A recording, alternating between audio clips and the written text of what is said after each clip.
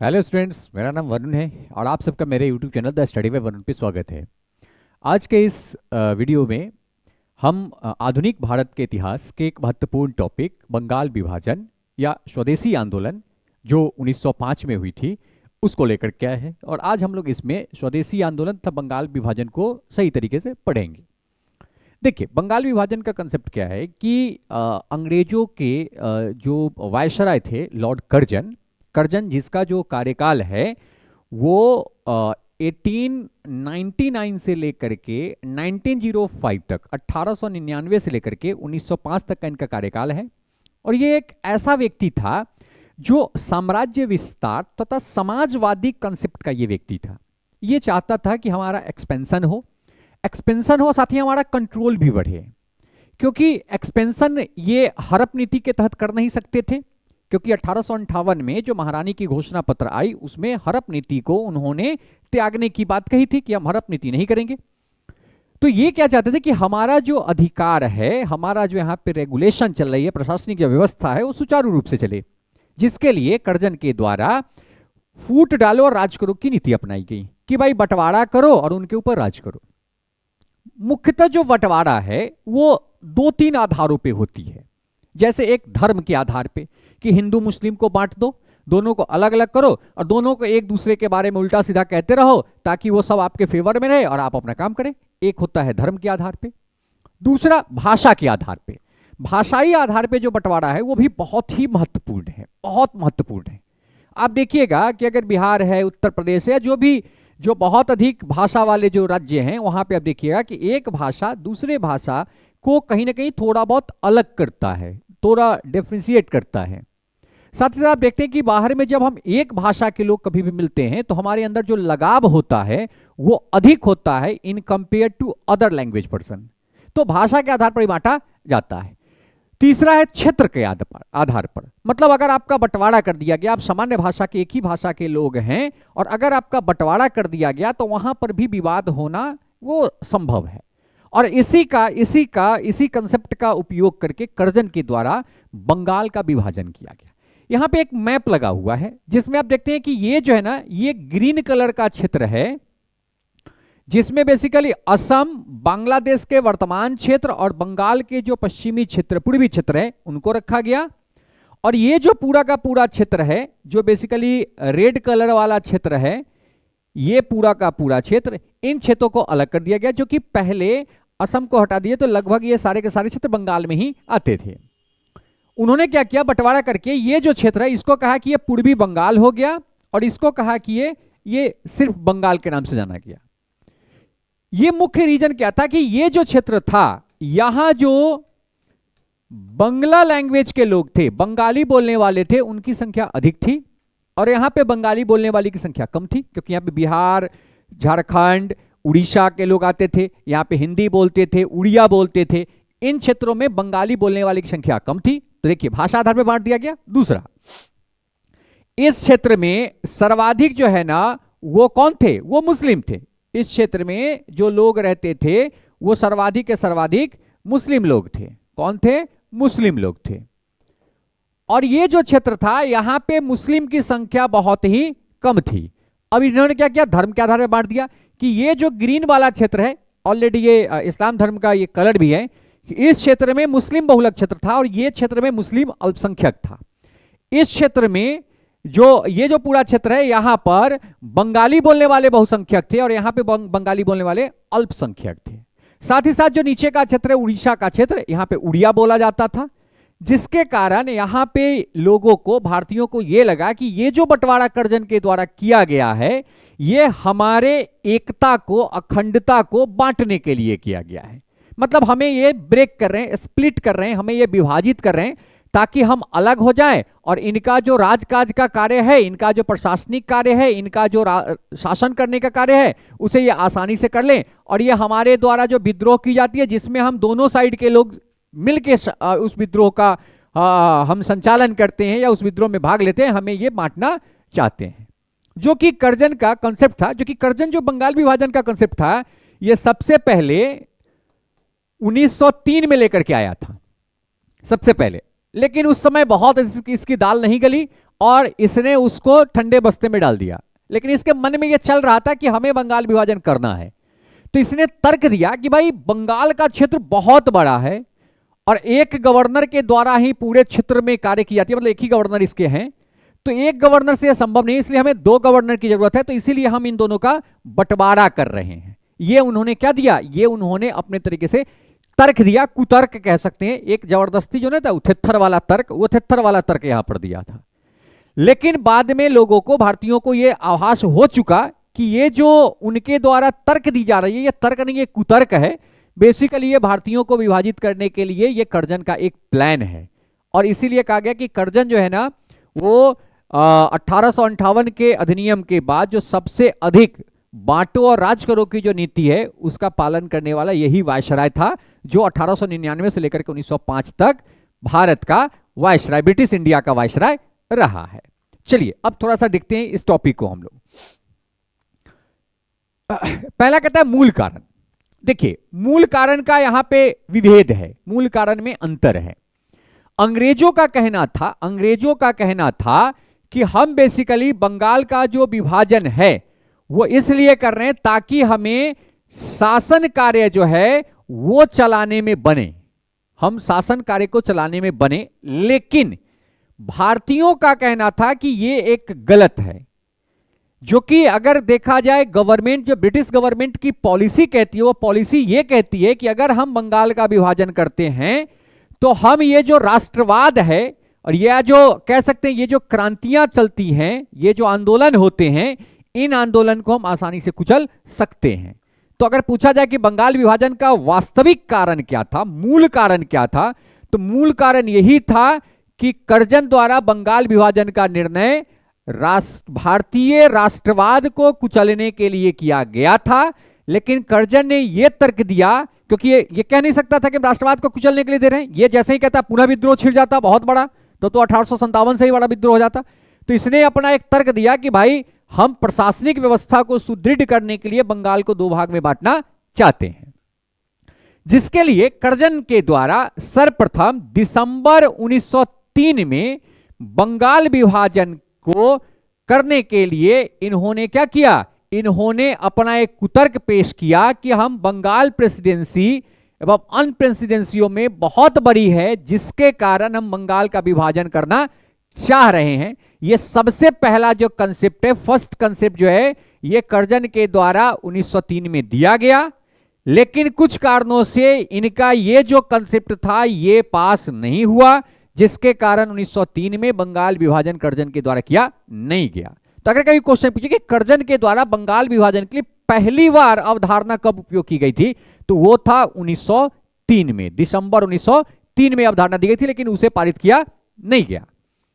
लेकिन कर्जन हर समय प्रयास में था कि किसी तरीके से बंगाल को बांटा जाए। सबसे बड़ी प्रेसिडेंसी थी, सबसे अधिक यहीं पे आंदोलन, राष्ट्रवादी लोग यहीं पे रहते थे। और वो एक ऐसा पीरियड था, 1905 का एक ऐसा पीरियड था जिसमें पढ़े लिखे लोग, जिसमें जो बहुत अधिक आप एलाइट क्लास के जो लोग थे, बहुत विद्वान लोग थे, कला और संस्कृति से जुड़े लोग थे, वो सब लोग धीरे धीरे राष्ट्रवाद को फॉलो करना शुरू किए थे और धीरे धीरे वो भारतीय स्वतंत्रता के लिए वो कार्य करना शुरू किए थे, जिसे दबाने का प्रयास कर्जन के द्वारा अपने कार्यकाल के प्रारंभिक वर्ष से ही शुरू कर दिया गया था। जिसके कारण कर्जन ने शिमला में 19 जुलाई 1905 को विभाजन की रूपरेखा आम जनता के सामने रख दी। अब देखिए उस समय तो कोई टेलीफोन था नहीं, ना कोई न्यूज चैनल था कि अभी प्रेस विज्ञापन हुआ, विज्ञप्ति हुई, 2 मिनट में भाजन गया, तो नहीं, ऐसा संभव नहीं था। लेकिन कर्जन ने 19 जुलाई 1905 को शिमला में ये अनाउंस किया कि हम बंगाल का विभाजन बेसिकली प्रशासनिक सुधार के लिए कर रहे हैं, जिसकी सूचना 20 जुलाई 1905 को जनता को मिला। याद रखिएगा कि जनता को इसकी वास्तविक सूचना कब मिली, 20 जुलाई 1905 को। लेकिन घोषणा कब किया गया था कर्जन के द्वारा, तो 19 जुलाई 1905 को शिमला से किया गया था। क्योंकि अगले दिन इसलिए मिला क्योंकि जब न्यूज़पेपर आया तो उसमें देखा गया कि बंगाल का विभाजन की घोषणा कर्जन के द्वारा कर दिया गया है। और इस घोषणा को 16 अक्टूबर 1905 से लागू भी कर दिया गया। कहा गया कि भाई ये जो घोषणा है इसे हम 16 अक्टूबर 1905 को लागू कर रहे हैं, मतलब 1905 को इसको लागू कर दिया गया। लेकिन जैसे ही घोषणा का खबर जैसे ही जनता को मिला, जनता भड़क गई और 7 अगस्त को जनता के द्वारा कलकत्ता के टाउन हॉल में मीटिंग किया गया और जहां से बंगाल विभाजन के विरोध में स्वदेशी आंदोलन को शुरू किया गया।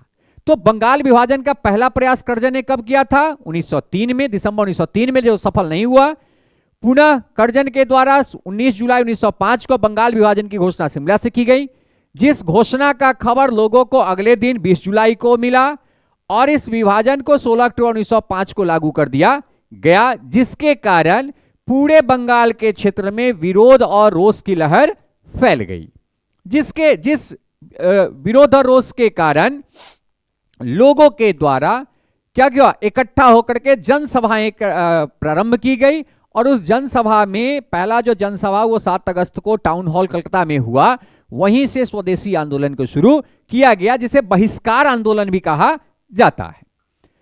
अब देखते हैं कि भाई सरकार द्वारा इसमें क्या तर्क दिया गया। तो मैंने पहले ही कहा कि सरकार ने तर्क दिया था कि हम प्रशासनिक कार्यों में सुविधाजनक बनाना चाहते हैं, प्रशासनिक कार्यों में सुधार करना चाहते हैं, जिसके लिए हम बंगाल के इतने बड़े क्षेत्र को 2 प्रेसिडेंसी में हम बांटना चाहते हैं। लेकिन वास्तव में उसका उद्देश्य था बंगाल के एकजुट शक्ति को तोड़ना, जिसमें हिंदू मुस्लिम सभी शामिल थे, साथ में जिसमें हिंदी और बांग्ला भाषी भी शामिल थे। उनको धर्म के आधार पर, भाषा के आधार पर 2 पार्ट में बांटने का कार्य किया गया था। अब बात आती है विभाजन से पूर्व क्या कंडीशन स्थिति थी और विभाजन के बाद क्या स्थिति थी। तो देखिए, कहता है कि विभाजन से पूर्व बंगाल के पश्चिमी बंगाल में बांग्लादेश, बिहार, उड़ीसा के क्षेत्र शामिल थे। ये सब के सब शामिल थे, अर्थात इसमें असम का क्षेत्र शामिल नहीं था। और ये जो बेसिकली है, ये जो क्षेत्र है, ये लगभग 1,89,000 वर्ग किलोमीटर का है, जिसमें लगभग 8.5 करोड़ लोग रहते थे। यही अनुमान जो है ना, वो 8 से 8.5 करोड़ लोग रहते थे और वो लगभग 1,89,000 जो वर्ग किलोमीटर का क्षेत्र था, उस क्षेत्र में ये पूरे पश्चिम बंगाल फैला हुआ था। लेकिन विभाजन के बाद, जो विभाजन की घोषणा की गई थी 16 जुलाई को, उसके बाद 19 जुलाई को, उसके बाद ढाका, चटगांव, राजशाही खंड को बंगाल से अलग करके असम के साथ मिला दिया गया।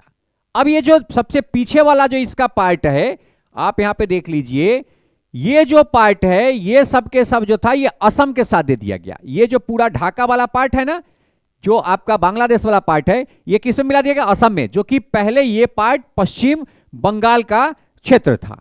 ठीक है, तो इसमें इन्होंने क्या किया कि सबसे पहले इन्होंने ढाका, चटगांव और राजशाही खंड को बंगाल से अलग कर असम के साथ मिला दिया गया और पूर्वी बंगाल वो असम नामक एक नया प्रांत बनाया गया। और वो जो ग्रीन कलर से आप देख रहे हैं, इसको मिला करके कहा गया कि भाई ये क्या है, ये ईस्ट बंगाल का क्षेत्र है। तो इस क्षेत्र को बना दिया गया ईस्ट बंगाल, जिसका हेडक्वार्टर ढाका में रखा गया। और जो ये था बंगाल, इसका हेडक्वार्टर कोलकाता में रखा गया। ठीक है, वही शेष हिस्से को पश्चिम बंगाल ही रखा गया, जिसकी राजधानी कोलकाता रखी गई और जो पूर्वी बंगाल थी उसकी राजधानी ढाका रखी गई। अर्थात जो असम, बांग्लादेश और पश्चिम बंगाल का पूर्वी क्षेत्र है, उसको एक साथ मिला दिया गया और रेस्ट जो इधर था बंगाल का जो पश्चिमी क्षेत्र, बिहार, झारखंड, उड़ीसा, इसको एक साथ मिला दिया गया। पूर्वी क्षेत्र वाले का हेडक्वार्टर कर दिया गया ढाका, पश्चिमी क्षेत्र वाले का हेडक्वार्टर कर दिया गया कोलकाता। मैंने पहले बताया कि ये जो क्षेत्र था, ये जो ढाका जिसका कैपिटल था, ये बेसिकली ये मुस्लिम बहुलक और बांग्ला भाषा बहुलक क्षेत्र था। यहां पे मुस्लिम अधिक थे और बंगाली बोलने वाले अधिक थे। ये जो क्षेत्र था, यहां पर बांग्ला भाषा वाले की संख्या कम हो गई, क्योंकि बंगाल का तो अधिकतम क्षेत्र चला गया पूर्वी में, कुछ बंगाल के क्षेत्र रह गए, झारखंड, बिहार और उड़ीसा रह गए, जिसमें बंगाली बोलने वाली की संख्या कम थी। साथ में ये जो क्षेत्र है, ये मुस्लिम माइनॉरिटी का क्षेत्र था, यहां पे मुस्लिम अल्पसंख्यक में था। तो इस आधार पे उन्होंने सोच के बांटा था। लेकिन उन्होंने कहा कि भाई हम यहां पर जो डिवाइडेशन कर रहे हैं, ये बेसिकली प्रशासनिक व्यवस्था को सुदृढ़ करने के लिए कर रहे हैं। ये जैसे ही घटना हुई, ये जैसे ही घटना का पूरा प्रचार प्रसार हुआ, लोगों में रोष दौड़ गई, क्योंकि लोग उस समय हिंदू मुस्लिम एकता बहुत ही दृढ़ था और उस एकता को तोड़ने का प्रयास कर्जन के द्वारा किया गया। साथ ही भाषाई लगाव था, लोग हिंदी बांग्ला वाले सब मिलजुल के रहते थे और उनको लगा कि अगर ये हमें तोड़ देगा तो हमारी जो आंदोलन है, हमारी जो गतिविधियां हैं, स्वतंत्रता आंदोलन के लिए गतिविधियां हैं, वो गतिविधियां कमजोर पड़ जाएगी और हमें बहुत कठिनाई होगी अपने स्वतंत्रता को पाने में। नेक्स्ट, जिसके कारण बंगाल विभाजन का लोगों के द्वारा क्या किया गया, लोगों के द्वारा विरोध किया गया। और विरोध में मैंने पहले ही बताया कि 7 अगस्त 1905 को स्वदेशी आंदोलन की शुरुआत की गई, जो आगे भी हम लोग इसमें पढ़ेंगे। जिस दिन ये लागू हुआ, जैसे आपने 19 जुलाई को इसकी घोषणा की गई, 20 जुलाई को लोगों को पता चला, लोगों ने 7 अगस्त से आंदोलन करना शुरू किया, लेकिन फाइनली रूप से इस डिसीजन को जो इंप्लीमेंट किया गया वो किया गया 16 अक्टूबर 1905 को। और 16 अक्टूबर को जिस दिन इस निर्णय को इंप्लीमेंट किया गया, उस दिन पूरे बंगाल के क्षेत्र में, बिहार के क्षेत्र में शोक दिवस मनाया गया। क्या मनाया गया? शोक दिवस मनाया गया। और इसी दिन रविंद्रनाथ टैगोर के आह्वान पे रक्षाबंधन दिवस भी मनाया गया, खास करके बंगाल के क्षेत्र में मनाई गई। और बिहार में रक्षाबंधन जो है ना, वो दरभंगा में, दरभंगा महाराज जो थे कामेश्वर सिंह, उनके आह्वान पे रक्षाबंधन का त्योहार मनाया गया। रक्षाबंधन मतलब हम लोग एक दूसरे के साथ हैं, कभी भी हम एक दूसरे से अलग नहीं होंगे। और ये रक्षाबंधन मनाने का जो आह्वान है, रिक्वेस्ट है, ये अनाउंसमेंट रविन्द्रनाथ टैगोर के द्वारा किया गया। साथ ही बंगाल विभाजन के अवसर पर रविन्द्रनाथ टैगोर ने अपना प्रसिद्ध गीत अमार सोनार बांग्ला को भी लिखा। और अमार सोनार बांग्ला, लोग उस समय क्या होता था कि कलकत्ता के सड़कों पे हजारों हजार लोग एक साथ चलते थे और ये गीत गाते थे, अमार सोनार बांग्ला।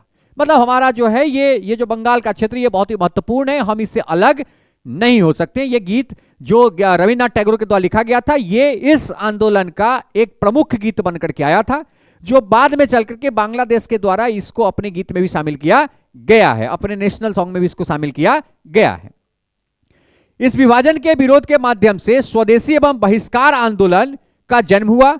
और इस बहिष्कार आंदोलन का सर्वप्रथम जो सुझाव है, वो सुझाव कृष्ण कुमार मित्र के द्वारा दिया गया। कृष्ण कुमार मित्र के द्वारा इसलिए दिया गया क्योंकि इसका एक कॉन्सेप्ट है, समझिए थोड़ा सा इसके इकोनॉमिकल कॉन्सेप्ट को समझिए।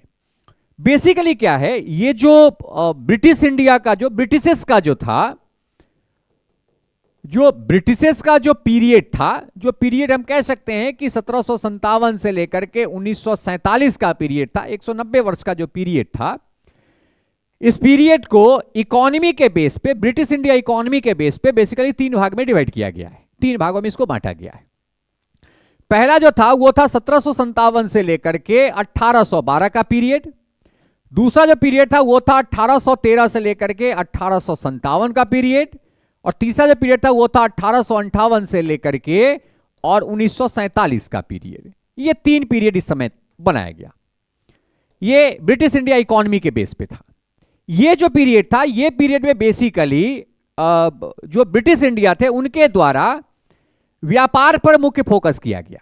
ये व्यापार करने का मुख्य कार्य करते थे। व्यापार मतलब कि भाई जितना अधिक हो सके रॉ मटेरियल्स खरीद लो, विदेश बेचो, पैसा कमाओ, ऐसे में रहो, इनका एक कॉन्सेप्ट था, जिसके लिए ये और फ्रांसीसी हर समय लड़ते रहते थे, हर समय लड़ते रहते थे। आंग्ल मैसूर युद्ध अगर आप पढ़ेंगे, जब मैं पढ़ाया भी हूं इसमें, आप देखेंगे वहां फ्रांसीसी और ये लड़ते रहते थे। और भारत के कोई 2 राजा के साइड में ये एक रहते थे और दोनों राजा को लड़ाते थे, उसमें एक दूसरे को हेल्प करते थे। जो राजा जीत गया उसके साइड में जो है उसको उस क्षेत्र का अधिकार मिल गया व्यापार करने का। तो ये व्यापार का कॉन्सेप्ट था। ये जो पीरियड है, इस समय जो यूरोप का क्षेत्र था, जो यूरोप का क्षेत्र था, वहां पर इंडस्ट्रियलाइजेशन हुआ था, वहां पर औद्योगिक क्रांति हुई थी। और औद्योगिक क्रांति को बढ़ावा देने के लिए उनको 2 चीज चाहिए, कहीं भी औद्योगिक क्रांति को बढ़ावा देने के लिए 2 चीज चाहिए, एक तो रॉ मटेरियल और दूसरा उसके लिए चाहिए मार्केट। उसके लिए क्या चाहिए? मार्केट, कि रॉ मटेरियल मिल जाए ताकि हम फाइनल गुड्स बनाए, और मार्केट मिल जाए ताकि उस फाइनल गुड्स को हम सेल करके more and more profit earn कर ले। तो ये जो पीरियड था, इस समय यूरोप में इंडस्ट्रियलाइजेशन हुई थी, औद्योगिक क्रांति हुआ था।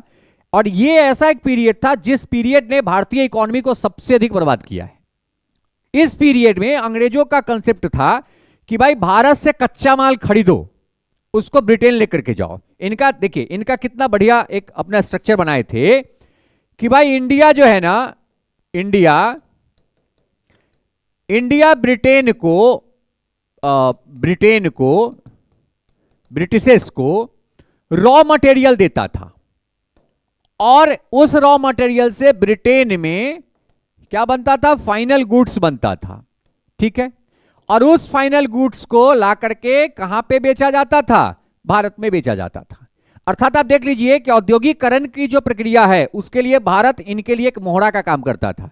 भारत से कच्चा माल खरीदो, उस कच्चा माल को अपने कंपनी में जाकर के फाइनल गुड्स बनाओ और उस गुड्स को बना करके पुनः भारत में आकर के बेच दो। मतलब भारत का कच्चा माल, अब भारत के लोग बेरोजगार, अब विदेश के वस्तु को भारत के लोग उपयोग कर रहे हैं, जिसके कारण क्या हुआ, कच्चा माल पे इन्होंने, ब्रिटिशर्स ने कच्चा माल जो थे, रॉ मटेरियल थे, उसके प्रोडक्शन पे बहुत ही फोकस किया। और इस पीरियड में भारत में जो कॉमर्शियल क्रॉप हैं, जो कॉमर्शियल क्रॉप्स हैं, जो व्यावसायिक फसल है, उसका बहुत अधिक उत्पादन होना शुरू हुआ, जिसके कारण भारत में जो फूड सिक्योरिटी है, जो खाद्य सुरक्षा है, उस पर बहुत गंदा प्रभाव पड़ा और अकाल, भूखमरी का सामना भारतीय किसानों को, भारतीय क्षेत्र के नागरिकों को करना पड़ा। तो एक तो भूखमरी हुई, दूसरी हमारा रॉ मटेरियल ले गया, हमसे फाइनल गुड्स बेच रहा है, जिसके कारण भारत में जो इंडस्ट्री थी, ये इंडस्ट्री धीरे धीरे बंद होना शुरू हो गया। मतलब भारत में जो भारत की इंडस्ट्री सेक्टर थी वो बर्बाद होना शुरू हो गया और हम रॉ मटेरियल को बेच करके ब्रिटेन के द्वारा बने गए फाइनल गुड्स के ऊपर डिपेंडेंट हो गए। इसी कंसेप्ट को कृष्ण कुमार मित्र के द्वारा पकड़ा गया। कृष्ण कुमार मित्र ने कहा कि भाई एक काम सबसे तगड़ा है, हम लड़ने झगड़ने से बेहतर है कि हम उनके अर्थव्यवस्था पर प्रहार करें। और अर्थव्यवस्था पर प्रहार कैसे करें, तो स्वदेशी अपनाओ और विदेशी का बहिष्कार करो। स्वदेशी को क्या करो, स्वदेशी को अपनाओ और विदेशी का, जो विदेशी वस्तु है उसका बहिष्कार करो। जैसे ही विदेशी वस्तु का बहिष्कार करेंगे, उनकी जो इंडस्ट्रियलाइजेशन एक्टिविटी है, औद्योगिकरण प्रक्रिया, वो बाधित होगा, उत्पादन बाधित होगा। और जैसे ही उनका प्रोडक्शन कम होगा, वहां पर जो रेट ऑफ एम्प्लॉयमेंट है, रेट ऑफ एम्प्लॉयमेंट वो गिर जाएगी, रोजगार की दर गिर जाएगी। जैसे ही रोजगार की दर गिरेगी, वहां के लोगों का जो इनकम है, जो पर कैपिटा इनकम है, वो गिर जाएगा।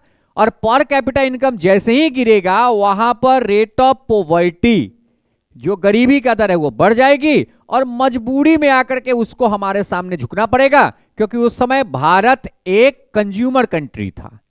एक यहां पे क्या था, उपभोक्ता देश था, ये उपभोक्ता बाजार भी, कंज्यूमर मार्केट था, जो वर्तमान में भी भारत कंज्यूमर मार्केट है। आज 140 करोड़ की जनसंख्या है, अर्थात पूरे विश्व भारत को कंज्यूमर मार्केट के रूप में देखता है। इसलिए सारे विश्व के लोग हमारे से जुड़ना चाहते हैं, ताकि वो अपने वस्तु को भारत में बेच करके अधिक से अधिक लाभ कमाया जाए। और यही कंसेप्ट को पकड़े थे कौन, जिनका नाम था कृष्ण कुमार मित्र, जिनके द्वारा स्वदेशी आंदोलन तथा बहिष्कार आंदोलन का प्रथम सुझाव लोगों को दिया गया था। अब देखते हैं स्वदेशी और बहिष्कार आंदोलन की क्या संरचना शुरू हुई। मैंने आपको बताया कि बंगाल के जो नेता लोग थे, वो केवल प्रदर्शन और सार्वजनिक सभाओं और प्रस्तावों से शासकों को बहुत ज्यादा प्रभावित नहीं कर पा रहे थे। वो चाहते थे कि भाई प्रदर्शन हम कर रहे हैं, कोई प्रभाव नहीं पड़ रहा है, सब कान में तेल रख करके सोया हुआ है। तब जाकर के कहा कि भाई आप कोई सकारात्मक उपाय करेंगे, जिससे सरकार जो है उसे जल्दी सुनाई देगी। और वो सकारात्मक उपाय जिसका कृष्ण कुमार मित्र के द्वारा कॉन्सेप्ट दिया गया, वो क्या था, स्वदेशी और बहिष्कार आंदोलन। देखिए उसका एक मुख्य कारण ये भी था, उस समय जो गरम दल का जो पीरियड था, वो थोड़ा सा स्लो था, लो था। बेसिकली लाल बाल पाल उस समय सबसे थे, लाला लाजपत राय, बाल गंगाधर तिलक और बिपिन चंद्र पाल, ये लोग थे। ये बंगाल, महाराष्ट्र और पंजाब के क्षेत्र में गरम दल को नियंत्रित कर रहे थे। इनका उतना बहुत अधिक एक्सपेंशन नहीं हुआ था, फैलाव नहीं हुआ था। नरम दल अधिक प्रभावशाली था, क्योंकि दादा भाई नौरोजी वगैरह उस समय थे, कांग्रेस में थे और वो एक्टिव थे, जिसके कारण गरम दल के द्वारा बहुत प्रक्रिया नहीं की गई। हाँ, जब स्वदेशी आंदोलन शुरू हुआ तब गरम दल अपना गेम खेला है, लेकिन प्रारंभ में वो उतना एक्टिव नहीं थे, क्योंकि जो नरम दल के लोग थे उनका संख्या भी अधिक था और उनका कांग्रेस में उस समय वर्चस्व भी बहुत ज्यादा थी, या कह सकते हैं उन्हीं का वर्चस्व था, गरम दल का वर्चस्व बहुत ही कम था। और इसी कारण से उन लोगों ने स्वदेशी और बहिष्कार आंदोलन को प्रारंभ करने का निर्णय लिया और जिस निर्णय के आधार पर 7 अगस्त 1905 को कलकत्ता के टाउन हॉल में एक ऐतिहासिक बैठक की गई, जिसमें 50,000 से अधिक लोग उपलब्ध हुए, 50,000 से अधिक लोग वहां पहुंचे। और उसी बैठक में 7 अगस्त 1905 को स्वदेशी और बहिष्कार आंदोलन को प्रारंभ करने का निर्णय लिया गया। तत्पश्चात पूरे बंगाल में जनसभाएं की गई, जिसमें स्वदेशी अर्थात भारतीय वस्तु के उपयोग तथा ब्रिटिश वस्तुओं के बहिष्कार के लिए निर्णय लिया गया। और लोगों ने कहा कि ब्रिटिशर्स के जितने भी वस्तु बने हुए हैं उसको हम घर से निकाल फेंकेंगे, हम उसका उपयोग नहीं करेंगे। और लोगों के द्वारा जो विदेशी कपड़ों की जो दुकानें थी उन दुकानों पे धरना दिया गया, साथ ही विदेशी कपड़ों का होलिका दहन किया गया। मतलब लोग इकट्ठा करके लाते थे, रख देते थे, उसको जला देते थे। क्योंकि भारत में कार्ल मार्क्स का ही कहना है कि भारत मतलब सूती कपड़ा के जो घर है उसी में सूती कपड़ा का भंडार लगा हुआ है। मतलब कपास सबसे अधिक उत्पादित हम करते हैं और हमारे यहाँ ब्रिटेन का बना हुआ सूती कपड़ा पड़ा हुआ है। तो इस समय लोगों ने कहा कि भाई स्वदेशी को अपनाने के लिए विदेशी को भगाना पड़ेगा, तो क्या करें, तो विदेशी का बहिष्कार के लिए विदेशी कपड़ों का इन लोगों ने क्या कर दिया, इन्होंने होली जलाना शुरू कर दिया। नेक्स्ट, साथ ही साथ लोगों ने ब्रिटिश वस्तु, सरकारी नौकरियां, शिक्षण संस्थान इत्यादि का बहिष्कार शुरू कर दिया। लोगों ने शिक्षण संस्थान का भी बहिष्कार करना शुरू कर दिया कि भाई हम ब्रिटिश शिक्षण संस्थान जो वेस्टर्न जो एजुकेशन है उसमें हम शामिल नहीं होंगे। और यह मुख्य कारण है कि उसी समय भारतीयों के द्वारा शिक्षा व्यवस्था को सुदृढ़ करने के लिए कार्य करना शुरू किया गया। अगर यह आंदोलन नहीं होता तो हो सकता है कि भारतीयों के द्वारा शिक्षा व्यवस्था को सुदृढ़ करने का कार्य नहीं भी किया जा सकता था, लेकिन इस समय इन्होंने कहा कि वेस्टर्न एजुकेशन को हम डिनाई करेंगे और हम इंडियन एजुकेशन को लेकर के आएंगे। हम इंडियन एजुकेशन में भी हम टेक्नोलॉजी को रखेंगे, हम साइंस को रखेंगे, हम आर्ट एंड कल्चर को रखेंगे, हम लिटरेचर को रखेंगे, लेकिन हम भारतीय एक जो पूरी पैमाना है, पूरी स्ट्रक्चर है, उसके द्वारा हम भारतीयों को अपनी शिक्षा प्रदान करेंगे।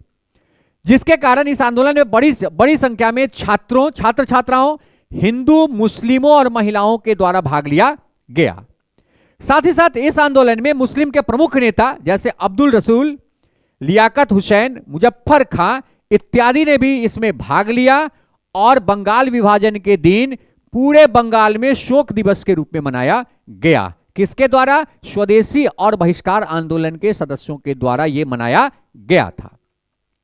इस समय एक व्यक्ति थे जिनका नाम था आनंद मोहन बोस, ने भाईचारे तथा एकता के लिए इसी दिन फेडरेशन हॉल की स्थापना की। बहुत ही इंपॉर्टेंट क्वेश्चन है, एनसीईआरटी में भी ये डाला हुआ है कि इसी दिन 16 अक्टूबर को आनंद मोहन बोस ने भाईचारा और एकता, यूनिटी के लिए फेडरेशन हॉल की स्थापना कलकत्ता में किए थे।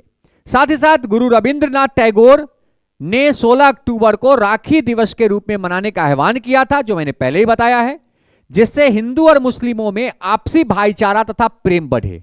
और इस समय कहा गया कि हिंदू मुस्लिम को राखी बांधे और मुस्लिम हिंदू को राखी बांधे, और यह प्रदर्शित करे कि भाई ये क्षेत्र बांटने से हमारे अंदर जो भावनाएं हैं, लगाव है, एकता है, इसको अंग्रेज बांट नहीं सकती है। उस समय कहा भी गया था कि क्षेत्र बांट दो, हम नहीं बटेंगे। इसका कॉन्सेप्ट भी लेकर के भारतीय लोगों के द्वारा आया गया था।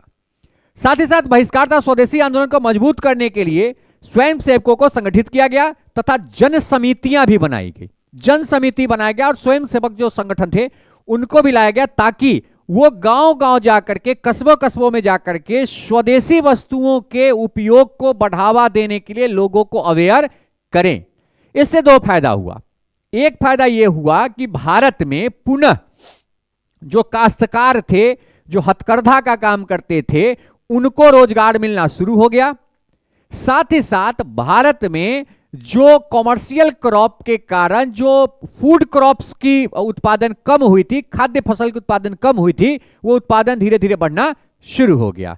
तो इस कार्य के लिए उस समय स्वयं सेवकों को तथा जो समितियां थी उसका गठन किया गया, जिसके द्वारा इस कार्य को और सुदृढ़ तरीके से किया गया।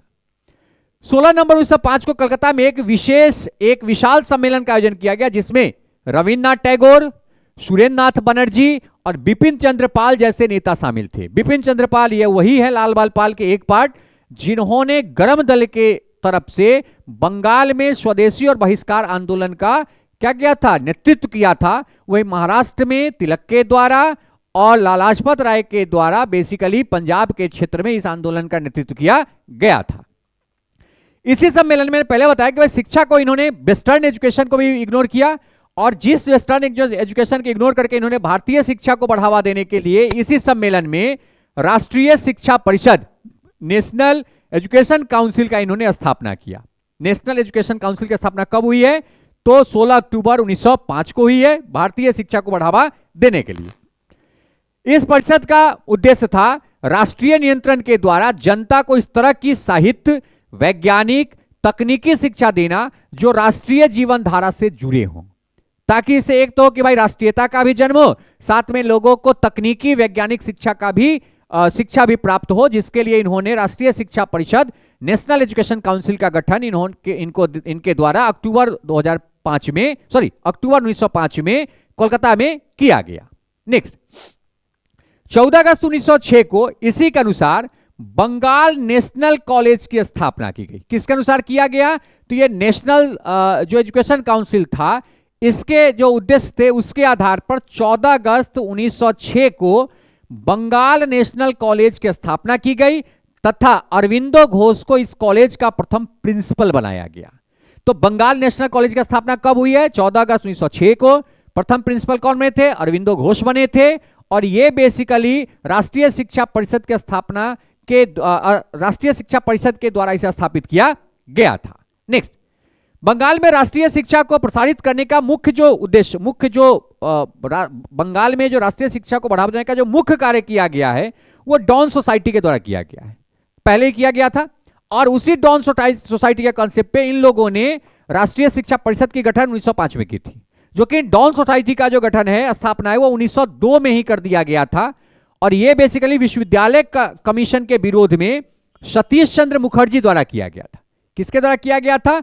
तो बेसिकली डॉन सोसाइटी की स्थापना सतीश चंद्र मुखर्जी द्वारा 1902 में विश्वविद्यालय कमीशन के विरोध में किया गया था, जिसका उद्देश्य था विश्वविद्यालय स्तर पर शिक्षा का विकल्प प्रस्तुत करना, कि भाई विश्वविद्यालय स्तर पर शिक्षा का नया विकल्प भी होना चाहिए, ताकि के लोगों के पास एक विकल्प हो कि वो किस शिक्षा के क्षेत्र में जाना चाहते हैं, जिसके लिए सतीश चंद्र मुखर्जी द्वारा डॉन सोसाइटी की स्थापना 1902 में की गई। और आगे चल करके 1905 में राष्ट्रीय शिक्षा परिषद की स्थापना की गई, जिसका मुख्य उद्देश्य था राष्ट्रीय नियंत्रण के अंतर्गत साहित्य, वैज्ञानिक तथा तकनीकी शिक्षा को प्रदान करना। साथ ही साथ राष्ट्रीय जीवन धारा से यह शिक्षा जुड़ा होना चाहिए, ऐसे इसका पूरा पैटर्न बनाने के लिए राष्ट्रीय शिक्षा परिषद का गठन किया गया था, जिसके आधार पर 14 अगस्त 1906 को बंगाल नेशनल कॉलेज की स्थापना की गई, जिसके प्रथम प्रिंसिपल अरविंद घोष को बनाया गया था। नेक्स्ट, अगला कहता है कांग्रेस द्वारा क्या कार्य किया गया। देखिए, कांग्रेस ने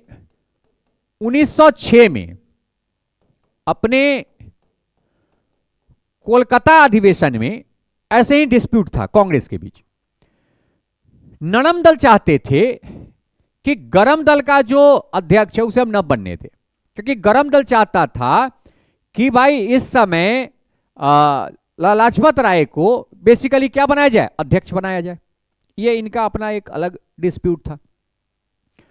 जो नरम दल वाले थे वो कतई नहीं चाहते थे कि लाला लाजपत राय, मतलब जो गरम दल के लोग हैं, वो गरम दल के लोग कभी भी इस कांग्रेस अधिवेशन की अध्यक्षता करे, क्योंकि उनको पता था कि अगर नरम दल वाला नहीं कांग्रेस का अध्यक्ष बना, गरम दल वाला अगर अध्यक्ष बन गया, तो वो बहुत सारी जो प्रक्रियाएं हैं, बहुत सारा जो कार्य है वो खुद से करेगा, जिसके कारण क्या होगी, धीरे धीरे हमारा जो कॉन्सेप्ट है, जो कांग्रेस का अवधारणा था, वो अवधारणा कहीं ना कहीं प्रभावित होना शुरू हो जाएगा।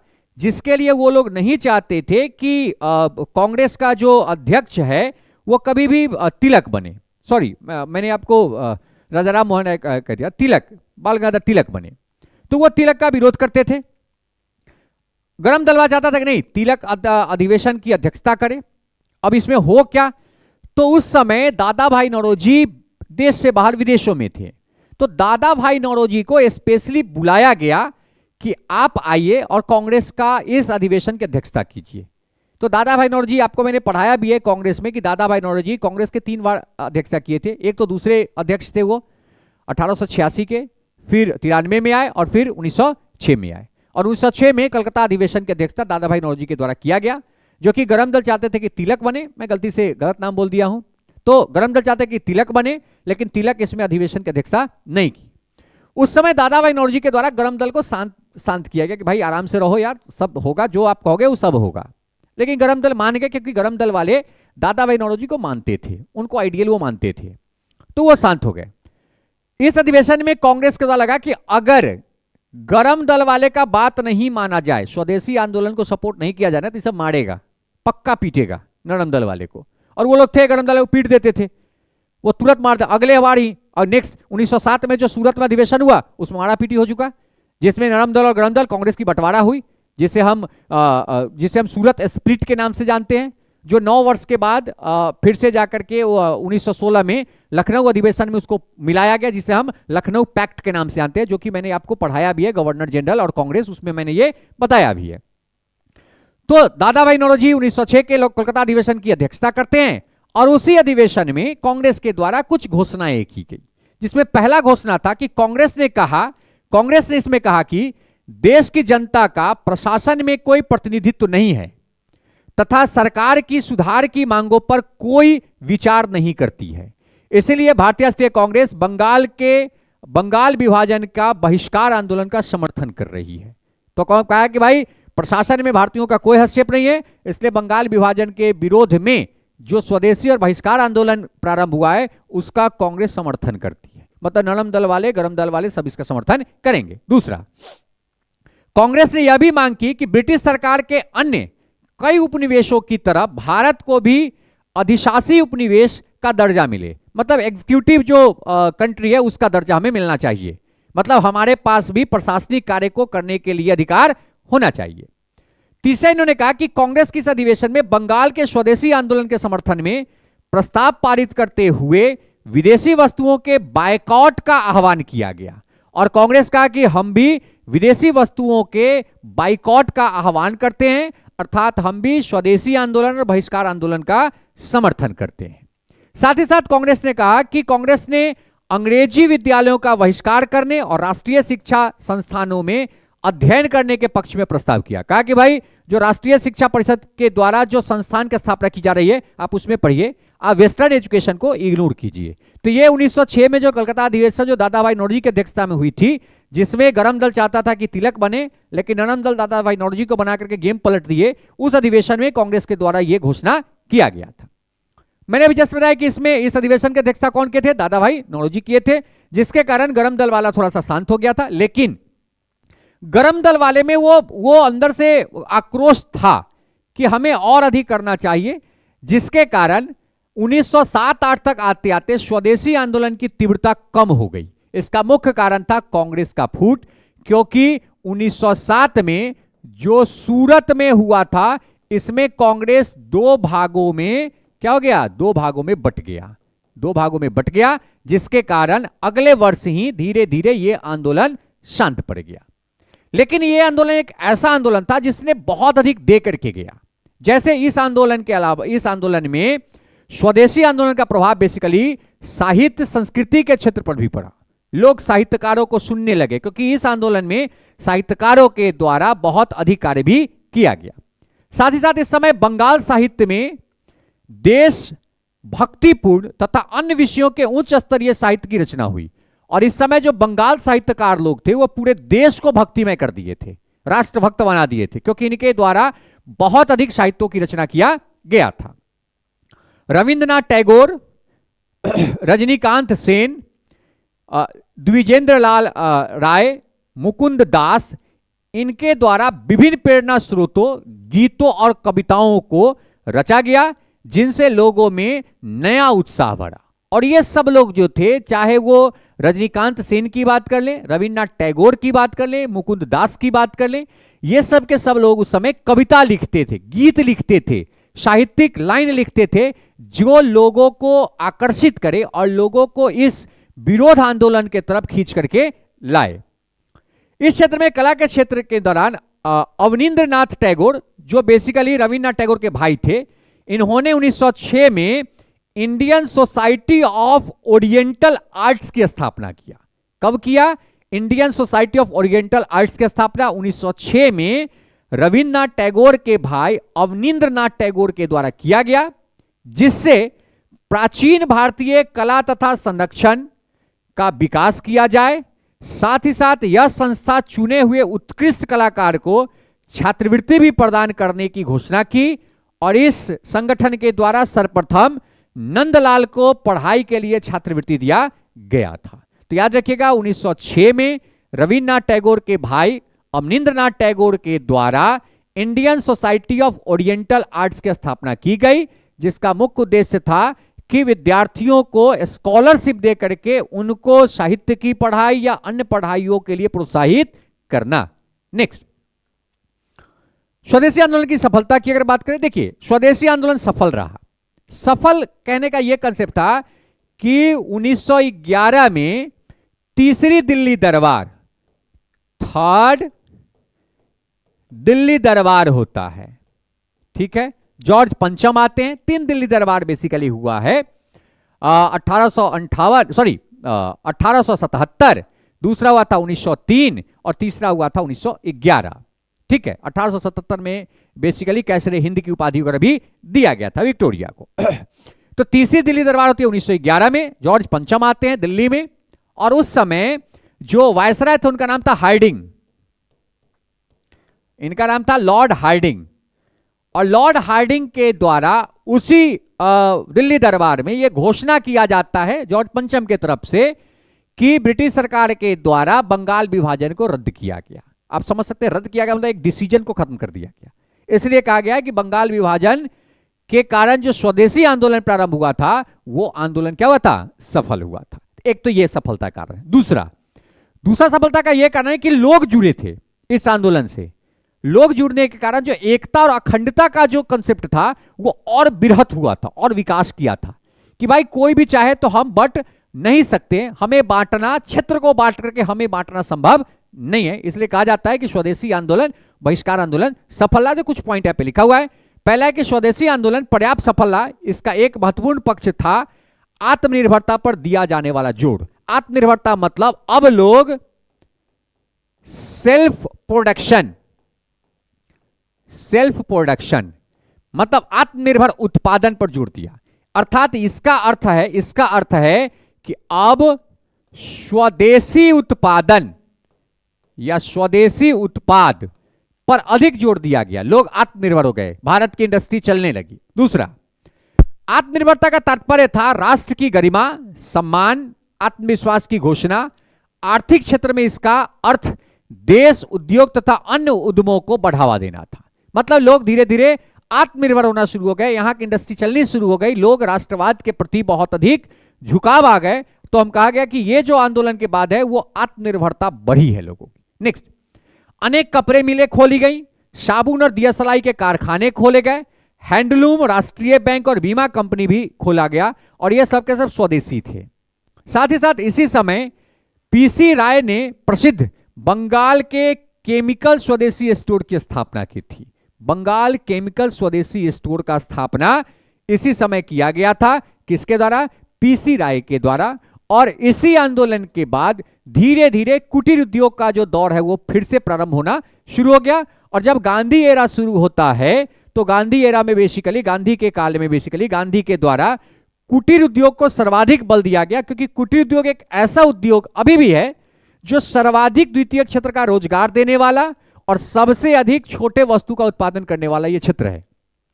उस समय अधिकतम रोजगार द्वितीय क्षेत्र का कुटीर उद्योग से मिलता था और अधिकतम जो वस्तुएं थे उनकी उत्पादन कुटीर उद्योग के द्वारा की जाती थी। जो गांधी के जो गांधीवादी जो उनका प्रिंसिपल है उसमें कुटीर उद्योग को भी शामिल किया गया है। तो ये कुछ महत्वपूर्ण पॉइंट बंगाल विभाजन, स्वदेशी आंदोलन और बहिष्कार आंदोलन से था, जो बेसिकली प्रारंभ हुआ था। कब? तो प्रारंभ हुआ था जुलाई 1905 में और अंतोगत्वा 1911 में जो तीसरी दिल्ली दरबार हुई, उस दिल्ली दरबार में इस विभाजन को कैंसिल किया गया और उसी दिल्ली दरबार में यह घोषणा किया गया कि बंगाल का बेसिकली जो क्षेत्र है, जो विभाजन है, उसको कैंसिल किया जाए, असम वगैरह का क्षेत्र को अलग किया जाए, ये जो क्षेत्र है इसको पश्चिम बंगाल में रखा जाए।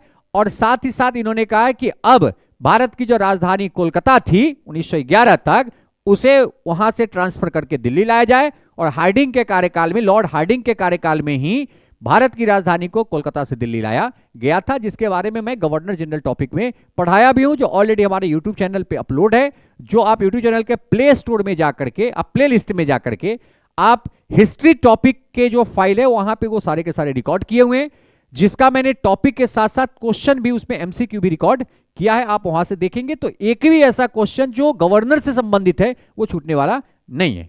तो अगर हमारा ये वीडियो अच्छा लगा है तो हमारे इस YouTube channel the study bye Varun को सब्सक्राइब करें, हमारे वीडियो को लाइक जरूर करें। Thank you.